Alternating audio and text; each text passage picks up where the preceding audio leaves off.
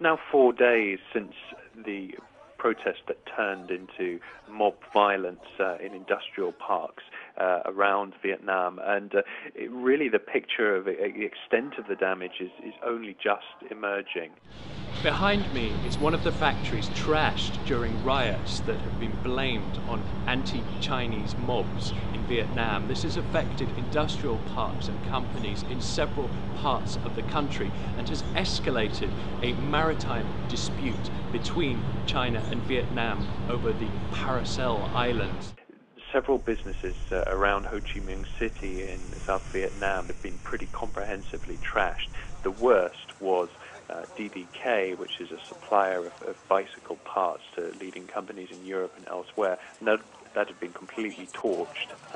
The chief executive and chairman was crunching around the broken glass as small fires still burned, and he told of how one of his employees from mainland China had died during the fire, had been unable to escape once the mobs moved in, and he also said that the fire had caused about $5 million or more of damage.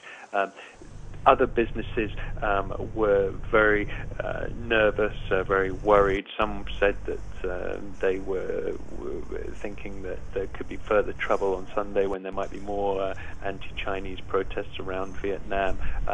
Some had shut down temporarily as a precaution, or were even sending executives away, either to hotels in town or, as in the case of one Taiwanese-owned company, 5 of their 6 Taiwanese and Chinese executives were flying out before the weekend as a precaution.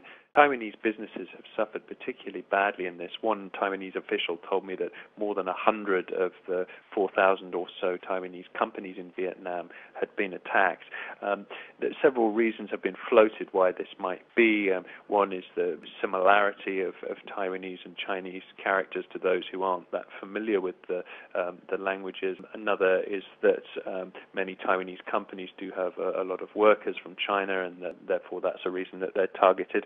Or also that workers resent the higher pay that Chinese people get at Taiwanese factories. The impact of this is not just on the actual damage caused, but on the damage to the investment climate and to perceptions of Vietnam as a safe place to do business.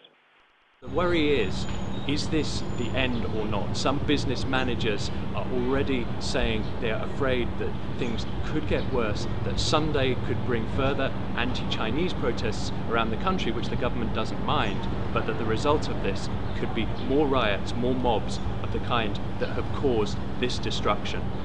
Michael Peel, Financial Times, outside Ho Chi Minh City.